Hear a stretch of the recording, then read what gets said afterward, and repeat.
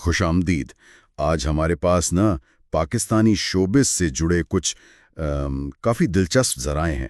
جی ان میں عوامی شخصیات کے ذاتی فیصلوں پر بات ہے، پھر لوگوں کا رد عمل، خاندانی اقدار پر بھی بحث ہے۔ بالکل، اور کچھ نیکی کے کاموں کا بھی ذکر ہے جو شاید اتنی توجہ نہیں حاصل کرتے۔ صحیح، تو چلے ذرا تفصیل میں دیکھتے ہیں ان سب کو۔ جی ضرور۔ ان ذرائع میں کچھ چیزیں بار بار سامنے آ رہی ہیں، جیسے آپ دیکھیں ذاتی زندگی مقابلہ عوامی رائے۔ ہاں، یہ تو ہمیشہ ہی رہتا ہے۔ بالکل، اور پھر یہ کہ سماجی اقدار کیسے بدل رہی ہیں یا کم از کم ان پر بات ہو رہی ہے۔ ٹھیک، تو سب سے پہلے وہ سجل علی والا معاملہ اٹھاتے ہیں۔ جی خبر یہ تھی کہ انہوں نے اپنے نئے ڈرامے میں وہ جوڑا پہنا جو ان کی منگنی کا تھا۔ اب اس پر بڑا شور مچا۔ شور تو مچا، سوشل میڈیا پر خاص طور پر۔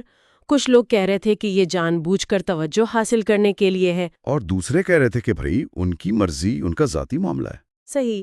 اور پھر اس میں ایک اور زاویہ یہ آیا کہ احد رضا میر کے والد آصف رضا میر وہ بھی اسی ڈرامے میں ہیں۔ اوہ اچھا، تو اس سے پھر پرانی باتیں وہ جی بالکل، ماضی کے تعلق کی وجہ سے نا کہ آثارائیوں کو اور ہوا ملی۔ یہ چیز بڑی دلچسپ ہے تو ہے۔ مطلب یہ دکھاتا ہے کہ مشہور شخصیات، خاص طور پر خواتین، کتنی زیادہ اسکروٹینی میں رہتی ہیں۔ بہت زیادہ۔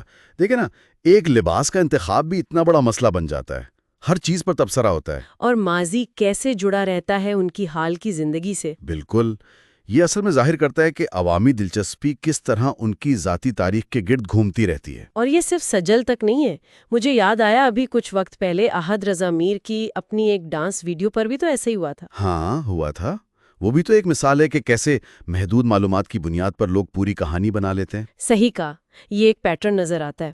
اچھا، اب ذرا موضوع بدلتے ہیں۔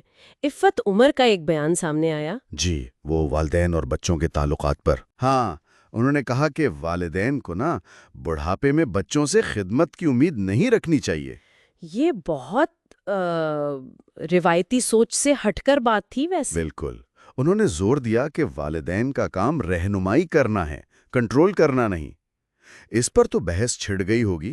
جی بالکل، اس نے نا معاشرے میں جو ایک گہری سوچ ہے کہ اولاد کی ذمہ داری ہے والدین کو سنبھالنا، اس کو چیلنج کیا ہے۔ تو یہ سوال اٹھتا ہے کہ والدین کے فرائض کیا ہیں اور اولاد کی ذمہ داریاں کہاں تک ہیں؟ ہاں، یہی بحث ہے، اور اس کو اگر ہم دیکھیں مرحومہ اداکارہ عائشہ خان کے معاملے سے جوڑ کر۔ اچھا، وہ کیا تھا؟ ان کے انتقال کے بعد نا لوگوں نے ان کے بچوں پر بڑی تنقید کی تھی کہ وہ تو باہر رہتے ہیں، ماں کو اکیلا چھوڑ دیا۔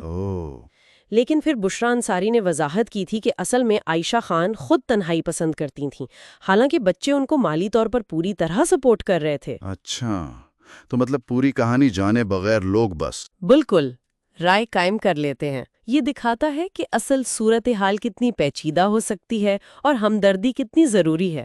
یہ بات تو ہے۔ اب ان سب بحثوں سے ہٹ کر ایک بالکل مختلف کہانی بھی ہے ان ذرائع میں، یاسر حسین کی۔ ہاں، وہ پانی والے ٹینک والی۔ جی، کہ انہوں نے کئی سال پہلے اپنی والدہ کی قبر پر ایک پانی کا ٹینک لگوایا تھا، اور وہ آج تک چل رہا ہے، لوگوں کو پانی مل رہا ہے۔ کمال ہے نا، ایک چھوٹا سا عمل لیکن اس کا اثر کتنا لمبا ہے۔ بالکل، یہ خاموش مثبت کام کی ایک مثال ہے جو شاید شور شرابے میں دب جاتی ہے۔ صحیح۔ اور دیکھیں، عوامی بحث کی بات کریں تو ایک اور دلچسپ چیز تھی، ریحام خان نے سارہ خان کے فیمنزم پر جو موقف تھا اس پر تنقید کی۔ اچھا، سارہ خان کا کیا موقف تھا؟ سارہ خان کا خیال تھا کہ فیمنزم ضروری نہیں اور مردوں کے کام مردوں کو ہی کرنے چاہیے، کچھ اس طرح کی بات تھی۔ تو ریحام خان نے کہا کہ بھئی فیمنزم کی وجہ سے ہی آج آپ جیسی خواتین کام کر پا رہی ہیں۔